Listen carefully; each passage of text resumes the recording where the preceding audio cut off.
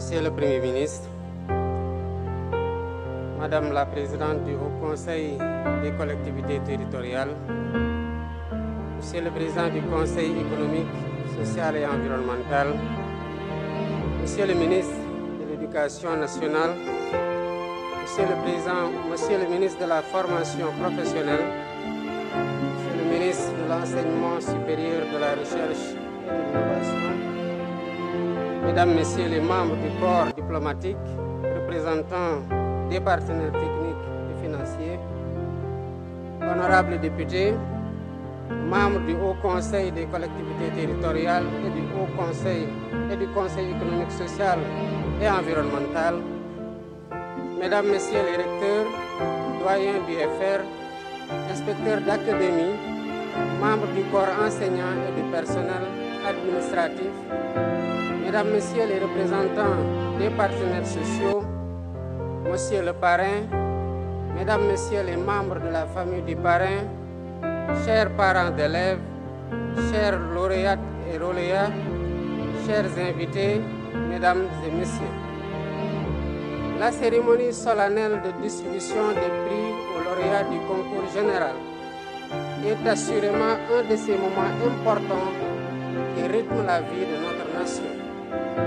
Elle nous offre l'occasion de célébrer les meilleurs élèves des classes de première et de terminale qui se sont distingués par des performances exceptionnelles. Cette cérémonie n'est pas seulement une reconnaissance de votre travail acharné et de vos talents exceptionnels. Elle est aussi une célébration de l'avenir radieux que nous souhaitons bâtir ensemble pour notre cher Sénégal. Chères lauréates, chers lauréats, votre réussite est le fruit de vos efforts, de l'accompagnement de vos familles, de l'engagement sans faille de vos enseignants. Nous vous donnons aujourd'hui un exemple en vous portant en triomphe, car vous représentez ce que le système éducatif a de meilleur à offrir. Venus d'horizons divers et de couches sociales diverses, vous êtes la preuve vivante que l'excellence est à la portée de tous ceux qui portent un rêve de réussite et persévèrent dans le travail acharné pour le réaliser. En cela, l'éducation est le socle sur lequel repose toute société juste, équitable et prospère. Elle est le rempart contre l'ignorance et les inégalités et le levier de la transformation sociale. Nous devons donc garantir à chaque enfant, qu'il soit en milieu urbain ou rural, les mêmes opportunités de réussite.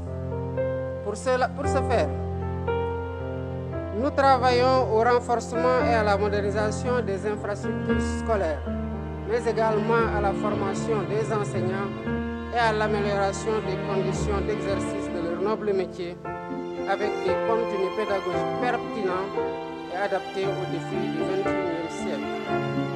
C'est à travers une éducation de qualité que nous formons des citoyens éclairés, conscients de leurs droits et de leurs devoirs et aptes à participer pleinement au développement de notre pays. Cela témoigne de la noblesse de la fonction enseignante, qui n'a d'égal que la passion de nos enseignants pour la transmission du savoir et de l'élévation de l'esprit. Je tiens ainsi à féliciter chaleureusement tous les acteurs de l'éducation, enseignants, élèves, parents d'élèves.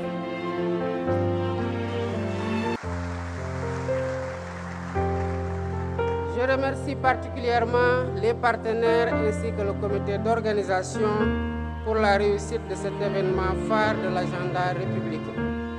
Mesdames et messieurs, cette cérémonie, au-delà de son aspect symbolique et festif, nous invite à une réflexion profonde sur notre système éducatif dans un monde de plus en plus complexe et exigeant. Le thème de cette année, enjeux, défis et perspectives pour une école au service de la souveraineté nationale est d'une pertinence particulière. Il interroge la place fondamentale de l'école dans notre programme de gouvernement et nous oblige à repenser le système éducatif pour en faire un véritable levier de notre souveraineté nationale. Cette option a été brillamment développée par M. Waliba, professeur de lettres modernes au lycée Cheikh Hamidou Kane de Mbao, que je félicite pour la qualité remarquable de son exposé, qui a fait ressortir clairement la volonté de transformation systémique de notre pays pour renforcer notre souveraineté. Notre jeunesse dynamique et engagée a un rôle crucial à jouer dans cette perspective. Elle y parviendra grâce à un système éducatif qui intègre les valeurs africaines et surtout les langues nationales. Un système qui aspire à être autonome, inclusif et de qualité en vue de parvenir à la société éducative que nous souhaitons ardemment. Cette société éducative sera le fruit de la transformation systémique du Sénégal qui elle-même passera nécessairement par le renouveau et le repositionnement stratégique de l'école dans les valeurs, ambitions et les ambitions culturelles de notre société. Ce renouveau de l'école se fera entre autres par le développement du numérique à l'école avec l'impératif d'accentuer la digitalisation intégrale du système éducatif. Par ailleurs, un programme de recrutement d'enseignants permettra de combler le déficit actuel et d'éliminer les classes multigrades et double flux ainsi que les abris provisoires à l'horizon 2030. Poursuivant le même objectif, les conditions pédagogiques et techniques seront améliorées en développant des filières d'apprentissage pratique pour répondre à des besoins spécifiques de main-d'œuvre de qualité. Mesdames et messieurs, notre pays a un besoin urgent de renforcer l'enseignement des sciences et des mathématiques afin d'accroître considérablement le nombre d'élèves dans les filières scientifiques. Cette année, nous avons eu moins de 17% de candidats au baccalauréat dans les séries scientifiques et techniques. Cette régression inquiétante des candidatures scientifiques au baccalauréat doit impérativement s'arrêter pour éviter d'hypothéquer nos ambitions légitimes de souveraineté alimentaire, pharmaceutique, numérique, technologique et même en matière de sécurité. Le Sénégal a besoin de scientifiques pour faire face aux défis du temps présent et à venir. En réalité, le monde dans lequel nous vivons, en compétition avec d'autres pays et avec d'autres peuples, est un monde de connaissances, particulièrement de la connaissance scientifique, technologique et numérique. Aussi, la conquête des souverainetés auxquelles je vous invite passe nécessairement par la maîtrise des sciences, des mathématiques, des technologies et du numérique. C'est pourquoi j'invite les apprenants à redoubler d'efforts pour s'approprier les sciences, les technologies et les mathématiques. J'invite aussi les pédagogues à réfléchir sur les voies et moyens de faire de notre système éducatif un espace attractif d'apprentissage des sciences et des technologies. Un espace qui forme des élèves créatifs dotés de capacités d'innovation. L'enseignement technique et la formation professionnelle seront des leviers d'industrialisation, de valorisation des ressources et d'amélioration de l'employabilité des diplômés.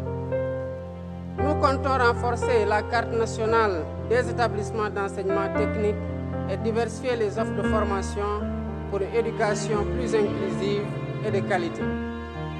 L'éducation des enfants et des jeunes en situation de handicap étant pour nous une priorité nationale, nous devons construire de nouveaux instituts spécialisés et renforcer le système des assistants de vie scolaire tout en mettant aux normes toutes les infrastructures. Mesdames et messieurs, mettre l'école au service de la souveraineté nationale, c'est aussi poursuivre l'intégration des langues nationales dans notre système éducatif. Les expérimentations en cours dans le cadre du modèle harmonisé d'éducation bilingue au Sénégal seront capitalisées en vue de mettre ces langues au cœur du dispositif d'enseignement. Par ailleurs, l'évaluation du système éducatif en cours permettra une mise en adéquation des programmes avec les réalités, les enjeux du moment et les besoins de l'économie nationale. C'est dans cette perspective que j'ai instruit de renforcer le rôle et la place de la Faculté des sciences et techniques de l'éducation et de la formation FASTEF et de l'UFR des sciences de l'éducation, la formation et du sport, ainsi que des écoles nationales de formation d'instituteurs en vue de l'amélioration continue de la qualité des enseignements. Mesdames et messieurs, pour la présente édition, j'ai choisi comme parrain un homme d'exception, un homme de science qui fait la fierté de notre pays en Afrique et dans le monde. Je veux nommer le professeur Mamadou Sangaré.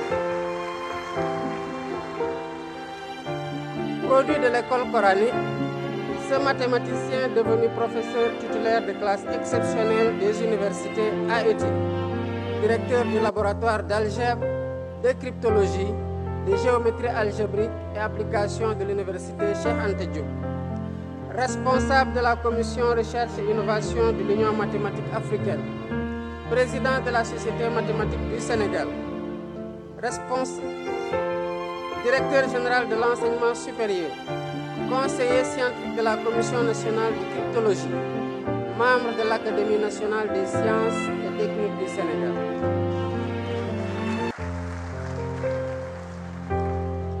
Chères lauréates, chers lauréats, j'ai porté mon choix sur le professeur Mamadou Sangaré afin que son brillant parcours vous éclaire et vous inspire.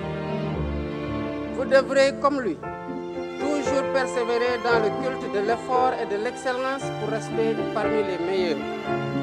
Vous vous êtes bien distingué parmi tous les élèves du Sénégal et je tiens à vous féliciter chaleureusement.